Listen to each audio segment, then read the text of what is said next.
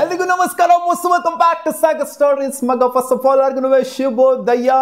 ಪ್ರಿವ್ಯೂಗೆ ಎಲ್ಲರಿಗೂ ಸ್ವಾಗತ. ಇವತ್ತಿನ ಡಬಲ್ ಹೈಡರ್ ಮೊದಲನೇ ಮ್ಯಾಚ್ ನಡೀತಿದೆ GT ವರ್ಸಸ್ LSG. ಎರಡನೇ match Sunrise Hyderabad is up against Punjab Kings. ಮೊದಲನೇ ಮ್ಯಾಚ್ ಏನು ಆಗಬಹುದು, ಯಾರು ಗೆಲ್ಲಬಹುದು ಅನ್ನೋದನ್ನ ನೋಡೋಣ ಮಗ.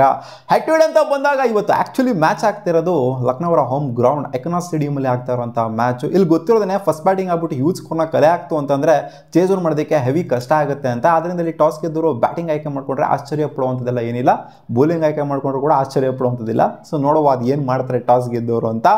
ಇಲ್ಲಿ ಹೆಡ್ ಟು ಹೆಡ್ ಆಗಿರೋದು 5 ಮ್ಯಾಚು. ಇವರಿಬ್ಬರ ಮಧ್ಯದಲ್ಲಿ 4 ಮ್ಯಾಚ್ನಾಗ ಗೆದ್ದಿರೋದು ಇಟ್ಸ್ LSG ಅಲ್ಲ, GT.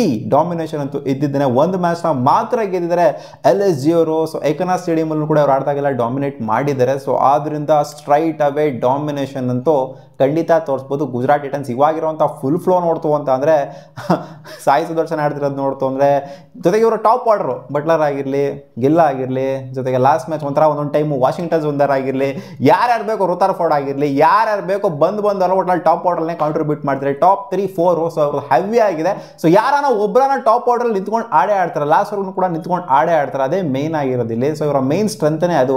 ಇವರು ಟಾಪ್ ಆರ್ಡರ್ನ ಯಾವಾಗ ಕೊಲ್ಯಾಪ್ಸ್ ಮಾಡ್ತಾರೋ, ಟಾಪ್ 3-4 ವಿಕೆಟ್ನ ಬೇಗ ಯಾರು ಎತ್ತುತ್ತಾರೋ ಆ ಟೀಮು ಇವ್ರ ಮೇಲೆ ಡಾಮಿನೇಟ್ ಮಾಡುವಂಥ ಸಾಧ್ಯತೆ ಇರುತ್ತೆ. ಅದನ್ನು ಬಿಡ್ತು ಅಂತಂದರೆ ಇಲ್ಲ ಅಂದರೆ ಡಾಮಿನೇಟ್ ಮಾಡೋಕ್ಕಾಗೋದೇ ಇಲ್ಲ. ಇವ್ರದ್ದು ಏನು ಕಮ್ಮಿ ಇಲ್ಲ LSG ಅವ್ರದ್ದು. ಮಿಚೆಲ್ ಮಾರ್ಷ್ ಜೊತೆಗೆ ನಿಕೋಲಸ್ ಪೂರನ್ ಹೆವಿ ಸೈಕ್ ಕೊಡ್ತಾ ಇದ್ದಾರೆ ಎಲ್ಲ ಟೀಮ್ಗಳಿಗೂ. ಲಾಸ್ಟ್ 2 ಮ್ಯಾಚ್ನಾಗ ಗೆದ್ಬಿಟ್ಟು ಬರ್ತಾ ಇರುವಂಥ LSG ಆಡಿರುವಂಥ 5 ಮ್ಯಾಚಲ್ಲಿ 3 ಮ್ಯಾಚ್ನಾಗ ಗೆದ್ದಿದ್ದಾರೆ.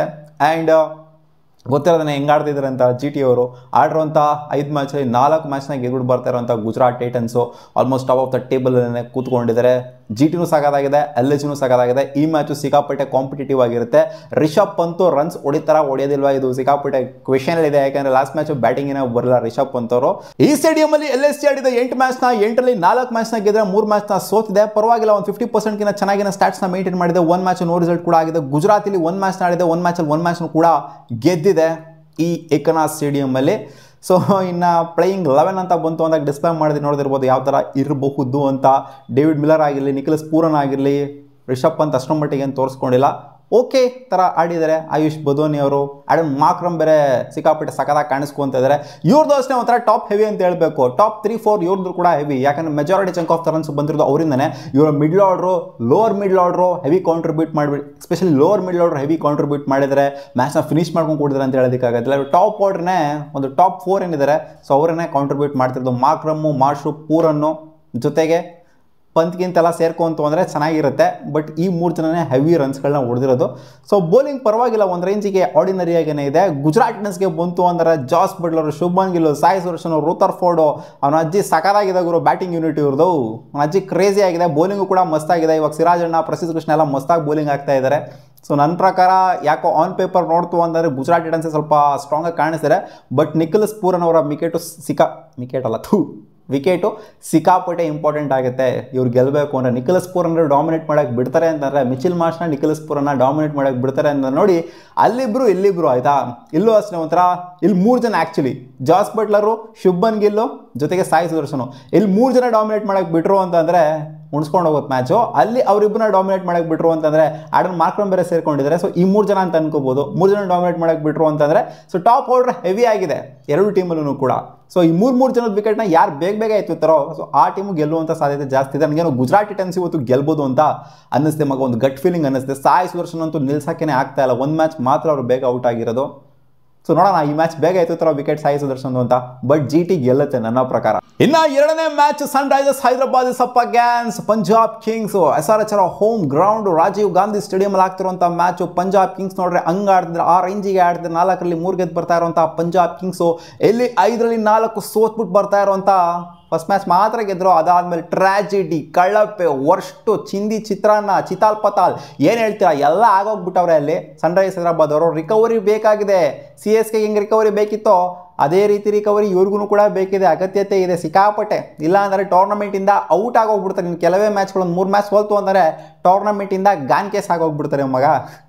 So 23 match head to head ಆಗಿದೆ. 16 ಮ್ಯಾಚ್ನ ಗೆದ್ದಿದ್ದಾರೆ ಸನ್ ರೈಸರ್ಸ್ ಹೈದರಾಬಾದ್ ಅವರು ಮಗ. ಇಲ್ಲಿ ಪಂಜಾಬ್ ಕಿಂಗ್ಸ್ ಅವರು 7 ಮ್ಯಾಚ್ನ ಮಾತ್ರ ಗೆದ್ದಿದ್ದಾರೆ. ಸೊ ಹಿಸ್ಟಾರಿಕ್ ಡಾಮಿನೆನ್ಸ್ ಅದು ಸಖತ್ತಾಗಿದೆ ಇವ್ರದ್ದು. ಯಾವ ಗ್ರೌಂಡು ಅಂತ ಹೇಳೋದಕ್ಕಾಗೋದಿಲ್ಲ. ಸೊ ಈ ಗ್ರೌಂಡಲ್ಲಿ ಸನ್ರೈಸ್ ಹೋದ್ರು ಮಸ್ತಾಗಿನೇ ಪರ್ಫಾರ್ಮ್ ಮಾಡಿದ್ರೆ ಎಷ್ಟು ತೆಗೆದು ನೋಡ್ತು ಅಂದರೆ. ಬಟ್ ಈ ಸೀಸನ್ ಮಾತ್ರ ಹೊಡ್ಸ್ಕೊಂಡಿದ್ದಾರೆ ಸರಿಯಾಗಿ. ಅದು ಪಂಜಾಬ್ ಕಿಂಗ್ಸ್ ಮೇಲೆ ಡಾಮಿನೇಟ್ ಅಂತೂ ಹಿಸ್ಟ್ರಿನ ಮಾಡಿದ್ದಾರೆ ಅವರು. ಸೊ ಪಂಜಾಬ್ ಕಿಂಗ್ಸ್ ಒಳ್ಳೆ ಬಟ್ ಅವಾಗಿದ್ದಂಥ ಪಂಜಾಬ್ ಕಿಂಗ್ಸ್ನೇ ಬೇರೆ, ಇವಾಗಿರುವಂಥ ಒಳ್ಳೆ ಕ್ವಾಲಿಟಿ ಇರುವಂಥ ಪಂಜಾಬ್ ಕಿಂಗ್ಸ್ನೇ ಬೇರೆ. ಇನ್ನು ನಾನು ಹೆವಿ ಸ್ಟ್ಯಾಟ್ಸ್ ಬಗ್ಗೆ ಈ ಮ್ಯಾಚ್ ಬಗ್ಗೆ ಜಾಸ್ತಿ ಮಾತಾಡೋದಕ್ಕೆ ಹೋಗೋದಿಲ್ಲ, ಯಾಕಂದರೆ ಇದು ಒಂಥರ ಹೆವಿ ಕಂಪ್ಯಾರಿಸನ್ ಆಗ್ತೈತೆ. ಯಾಕಂದರೆ ಪಂಜಾಬ್ ಕಿಂಗ್ಸ್ ಒಂಥರ ಹಂಗಾಡ್ತಾ ಇದ್ದಾರೆ, ಇವ್ರು ನೋಡ್ರಿ ಹಿಂಗಾಡ್ತಾ ಇದ್ದಾರೆ.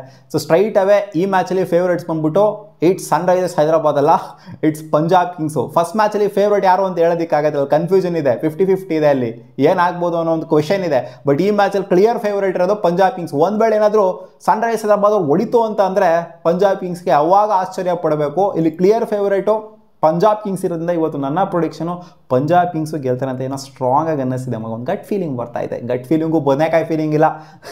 ಅವ್ರು ಆಡ್ತಿರೋ ರೀತಿ ನೋಡೋದನ್ನೇ ಹೇಳ್ಬೋದು ಪಂಜಾಬ್ ಕಿಂಗ್ಸ್ ಅವರು ಹೊಡಿತಾರೆ ಅಂತ. ಯಾಕಂದರೆ Shreyas Iyer last match score ಮಾಡೋಕ್ಕಾಗಿಲ್ಲ, ಲಾಸ್ಟ್ 2 ಮ್ಯಾಚ್ ಸ್ಕೋರ್ ಮಾಡೋಕ್ಕಾಗಿಲ್ಲ ನೋಡೋಕೆ ಹೋಯ್ತು ಅಂದರೆ. ಅದನ್ನು ಲಾಸ್ಟ್ ಮ್ಯಾಚ್ ಗೆದ್ರು ಪಂಜಾಬ್ ಕಿಂಗ್ಸ್ ಅವರು. ಸೊ ಈ ಮ್ಯಾಚ್ ಶ್ರೇಯಸ್ ಅಯ್ಯರು ಕಾಂಟ್ರಿಬ್ಯೂಟ್ ಪಕ್ಕಾ ಮಾಡ್ತಾರೆ ಅಂತ ನನಗೆ ಯಾಕೋ ಅನ್ನಿಸಿದೆ. ವಿಕೆಟ್ ಸಖತ್ತಾಗಿದೆ ಗುರು. ಸಿಂಪಲ್ ಆಗಿ ಹೇಳಬೇಕು ಅಂತಂದರೆ ಫಸ್ಟ್ ಮ್ಯಾಚ್ ವಿಕೆಟ್ ಸ್ವಲ್ಪ ಪರವಾಗಿಲ್ಲ ಅನ್ನೋದ್ರ ಇರುತ್ತೆ. ಸೆಕೆಂಡ್ ಮ್ಯಾಚ್ ಹೈ ಸ್ಕೋರಿಂಗ್ ಆಗುವಂಥ ಸಾಧ್ಯತೆ ಇರುತ್ತೆ ರಾಜೀವ್ ಗಾಂಧಿ ಸ್ಟೇಡಿಯಮಲ್ಲಿ. ಫಸ್ಟ್ ಮ್ಯಾಚ್ ಒಂದು 170, 180 ಇದು ಪಾರ್ ಸ್ಕೋರ್. ಬಟ್ 200 ಅಂತೂ ಹೊಡಿಲೇಬೇಕು ಗೆಲ್ಲಬೇಕು ಅಂತ ಅಂದರೆ. ಸೊ ಕ್ಲಾಸನ್ನು ಇಶಾನ್ ಕಿಶಾನು, ಹೆಡ್ಡು, ಆಮೇಲೆ ಅಭಿಷೇಕ್ ಶರ್ಮಾ ಅವರು, ನಿತೀಶ್ ಕುಮಾರ್ ರೆಡ್ಡಿ ಅವರು ಎಲ್ಲ ಕಂಪ್ಲೀಟ್ ಟ್ರಾಜಿಡಿ ಎದ್ದೋಗ್ಬಿಟ್ರೆ. ಅದ್ರಲ್ಲಿ ಕ್ಲಾಸನ್ನು ಸ್ವಲ್ಪ ಪರವಾಗಿಲ್ಲ ಅಷ್ಟೇ.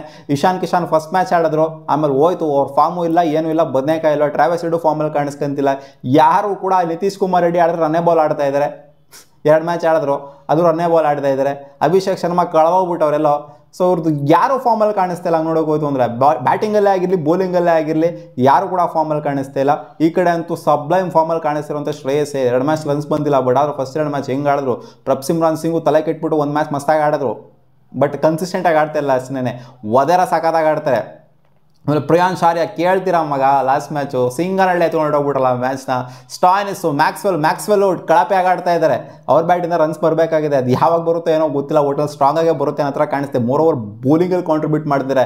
ಆ್ಯಂಡ್ ಇವರ ಬೌಲಿಂಗು ಸಖತ್ತಾಗಿದೆ. ಯಾನ್ಸನ್ನು ಯೂಸಿದ್ ಚಾಲ್ಗೆ ಇನ್ಫ್ಯಾಕ್ಟ್ ಓವರ್ಗಳೇ ಸಿಗ್ತಾ ಇಲ್ಲ. ಲಾಸ್ಟ್ ಮ್ಯಾಚ್ ನೋಡಿದ್ರಲ್ಲ 17ನೇ ಓವರನ್ನು ಹಾಕ್ಸಿದ್ರು ಇವರಿಗೆ. ಫಸ್ಟ್ ಓವರ್ ಹಾಕ್ಸಿದ್ದವ್ರಿಗೆಲ್ಲ 17ನೇ ಓವರು.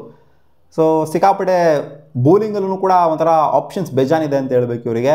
ಆಮೇಲೆ ಅರ್ಶ್ದೀಪ್ ಸಿಂಗು, ಲಕ್ಕಿ ಫರ್ಗ್ಯೂಸನ್ನು ಒಳ್ಳೆ ಬೌಲಿಂಗ್ನ ಮಾಡೋರು. ಲಕ್ಕಿ ಫರ್ಗ್ಯೂಸನ್ ಎಸ್ಪೆಷಲಿ ಲಾಸ್ಟ್ ಮ್ಯಾಚ್ನ ಹೆವಿ ಟರ್ನ್ ಮಾಡಿದ್ದು ಅವರನ್ನೇ, ಕ್ರೂಷಲ್ ವಿಕೆಟ್ಸ್ಗಳನ್ನ ಎತ್ಬಿಟ್ಟು. ಸೊ ನನ್ನ ಪ್ರಕಾರ ಕ್ಲಿಯರ್ಲಿ ಸ್ಟ್ರಾಂಗಾಗಿ ಕಾಣಿಸ್ತಿರೋದು ಈ ಅಂದರೆ ಈ ಟೂರ್ನಮೆಂಟ್ಗಿಂತ ಮುಂಚೆ ಕೇಳ್ತು ಅಂದರೆ ಇಲ್ಲಾಗಿರೋ ಸಖತ್ತಾಗಿದೆ. 2 ಟೀಮು ಕೂಡ ಬೊಂಬಾಟ್ ಆಗಿದೆ, 50-50 ಅಂತ ಹೇಳ್ಬೋದಾಗಿತ್ತು. ಬಟ್ ಟೂರ್ನಮೆಂಟ್ ಸ್ಟಾರ್ಟ್ ಆಗಾದ್ಮೇಲೆ ಯಾವ ಥರ ಪರ್ಫಾರ್ಮ್ ಮಾಡ್ತಿದ್ದಾರೆ ಸನ್ರೈಸ್ ಹೈದರಾಬಾದ್, ಅದು ಅವರ ಹೋಮಲ್ಲೇ ಯಾವ ಥರ ಕಳಪೆಯಾಗಿ ಆಡ್ತಾ ಇದ್ದಾರೆ, ಇದನ್ನೆಲ್ಲ ನೋಡ್ತು ಅಂದರೆ ಬ್ಯಾಟಿಂಗ್ ಕೊಲಾಪ್ಸ್ ಏನಾಗ್ತಾ ಇದ್ದಾರೆ. ಕಳ್ಕೊಂಡ್ರು ಅಂತಾರೆ ಪೋಪ್ಳಲ್ಲೇ 3-4 ವಿಕೆಟ್ ಡಮ್ ಅನ್ಸ್ಕೊಂತಾರೆ.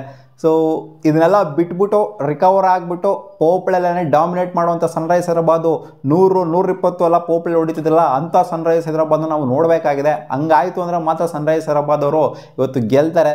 ಇಲ್ಲ ಅಂತ ಅಂದರೆ ಪೋಪ್ಳಲ್ಲೇ ಮತ್ತೆ 3-4 ವಿಕೆಟ್ ಕಳ್ಕೊಳ್ತಾರೆ ಅಂತ ಅಂದರೆ ಸನ್ರೈಸ್ ಹೈದರಾಬಾದ್ ಅವರು ತಿಪ್ಪುರ್ಲಾಗ ಹೊಡೆದ್ರು ಕೂಡ ಈ ಮ್ಯಾಚ್ನ ಗೆಲ್ಲೋದಕ್ಕೆ ಆಗೋದಿಲ್ಲ. ಸೊ ನನ್ನ ಪ್ರೆಡಿಕ್ಷನ್ ಇವತ್ತು Punjab Kings and Gujarat Titans ಗೋನೋ win the match ಅಂತ. ನಿಮ್ಮ ಅನಿಸಿಕೆಯನ್ನು ಕಾಮೆಂಟ್ ಸೆಕ್ಷನಲ್ಲಿ ಸಿಗೋಣ ಮುಂದಿನ ನೋಡಿದ್ಲಿ ಗಾಯ್ಸ್. ವಾ.